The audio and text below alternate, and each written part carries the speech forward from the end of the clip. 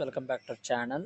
ఏపీఎంసెట్ 2024 కి సంబంధించి second phase counselling doubts అనేది వీడియోలో క్లారిటీగా ఎక్స్ప్లెయిన్ చేస్తాను. దానికంటే ముందుగా మన ఛానల్ ఫస్ట్ టైం అయితే చూస్తున్నారు, సబ్స్క్రైబ్ చేసుకోండి. పక్కన గంట సింబల్ గట్టిగా నొక్కండి. మన ఛానల్లో పెట్టే ప్రతి వీడియో మీకు అయితే నోటిఫికేషన్ కింద రావడం అయితే జరుగుతుంది. ఈ వీడియో కనుక నచ్చినట్లయితే లైక్ చేయండి, షేర్ చేయండి, కామెంట్ చేయండి. ఫ్రెండ్స్, వీడియోలోకి అయితే వచ్చేద్దాం.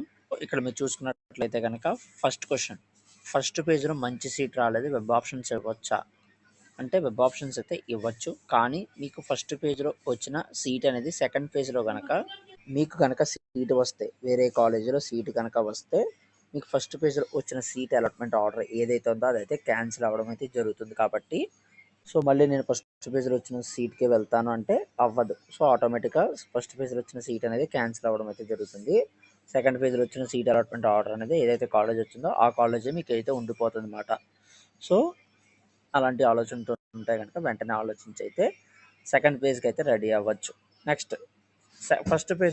ఫస్ట్ కేస్ కౌన్సిలింగ్లో వెబ్ ఆప్షన్స్ రిజిస్ట్రేషన్ చేసాము. సెకండ్ పేజ్లో మళ్ళీ రిజిస్ట్రేషన్ వెబ్ ఆప్షన్స్ ఇవ్వాలా అంటే ఫస్ట్ పేజ్లో రిజిస్ట్రేషన్ సర్టిఫికేట్ వెరిఫికేషన్ ఎవరైతే చేయించుకున్నారో వాళ్ళైతే సెకండ్ పేజ్లో రిజిస్ట్రేషన్ సర్టిఫికేట్ వెరిఫికేషన్ చేయించాల్సిన అవసరం అయితే డైరెక్ట్గా వెబ్ ఆప్షన్స్కి అయితే ఎలిజిబుల్ అయిపోతారు అన్నమాట.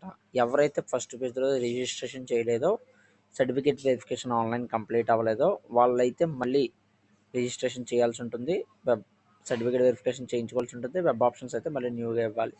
ఇప్పుడు ఫస్ట్ పేజ్లో రిజిస్ట్రేషన్ చేయించిన సర్టిఫికేట్ వెరిఫికేషన్ పూర్తయినా సరే మళ్ళీ సెకండ్ పేజ్లో అనేది కొత్తగా వెబ్ ఆప్షన్స్ అయితే ఇవ్వాలి. ఫస్ట్ పేజ్లో ఇచ్చిన వెబ్ ఆప్షన్స్ అనేవి చెల్లవు. మళ్ళీ సెకండ్ పేజ్లో అయితే కొత్తగా వెబ్ ఆప్షన్స్ అయితే ఇవ్వాల్సి ఉంటుంది.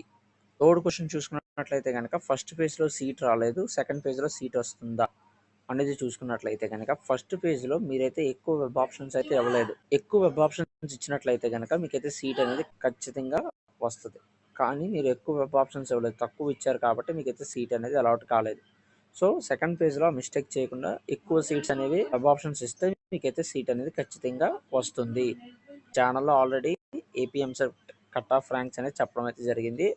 సో ఎవరైనా సెకండ్ ఫేజ్కి సంబంధించి వెబ్ ఆప్షన్స్ ఇద్దాం అనుకున్నట్లయితే కనుక వీడియోస్ చూడొచ్చు, ప్లేలిస్ట్లో అయితే అవైలబిలిటీగా ఉన్నాయి. ఫోర్త్ క్వశ్చన్ ఆల్రెడీ చెప్పడం అయితే జరిగింది. సెకండ్ ఫేజ్లో సీట్ వస్తే ఫస్ట్ ఫేజ్లో సీట్ ఉంటుందా, ఆటోమేటిక్గా క్యాన్సిల్ అయితే అవడం అయితే జరుగుతుంది. సెకండ్ పేజ్లో కనుక సీట్ వస్తే first page seat allotment order అనేది ఆటోమేటిక్గా క్యాన్సిల్ అయితే అవడం అయితే జరుగుతుంది. ఫస్ట్ పేజ్ సీట్ అనేది ఉండదు. పేజ్లో కనుక సీట్ రాకపోతే ఫస్ట్ పేజ్ సీట్ అనేది అలాగే ఉండిపోతుంది. ఆ కాలేజీలోనే మీరైతే అలాటెడ్ అవుతారు. ఫస్ట్ పేజ్లో సీట్ రాలేదు, మళ్ళీ ఫీ పే చేయాలా? ఎటువంటి ఫీ అనేది పే చేయాల్సిన అవసరం అయితే లేదు. సీట్ వచ్చినా సీట్ రాకపోయినా సరే ఫస్ట్ పేజ్లో రిజిస్ట్రేషన్ అయిపోతే, సర్టిఫికేట్ వెరిఫికేషన్ అయిపోతే డైరెక్ట్గా వెబ్ ఆప్షన్స్కి అయితే వెళ్ళిపోవచ్చు. ఎటువంటి ఫీజు అనేది పే చేయాల్సిన అవసరం అయితే ఉండదు. ఎవరైతే ఫస్ట్ పేజ్లో రిజిస్ట్రేషన్ సర్టిఫికేట్ వెరిఫికేషన్ చేయించుకోలేదో రిజిస్ట్రేషన్ సంబంధించిన ఫీజు అనేది పే చేయాల్సి ఉంటుంది. ఆన్లైన్లో సర్టిఫికేట్ వెరిఫికేషన్ అయితే వెబ్ ఆప్షన్స్కి అయితే వాళ్ళు ఎలిజిబుల్ అవుతారు. ఇటువంటి డౌట్స్ అన్నీ మీకు ఉన్నట్లయితే కనుక టెలిగ్రామ్ ఛానల్లో కానీ డిస్క్రిప్షన్ కామెంట్ బాక్స్లో కానీ మీరైతే తెలియజేస్తే కనుక వీడియో రూపంలో మీకైతే తెలియజేయడం అయితే జరుగుతుంది.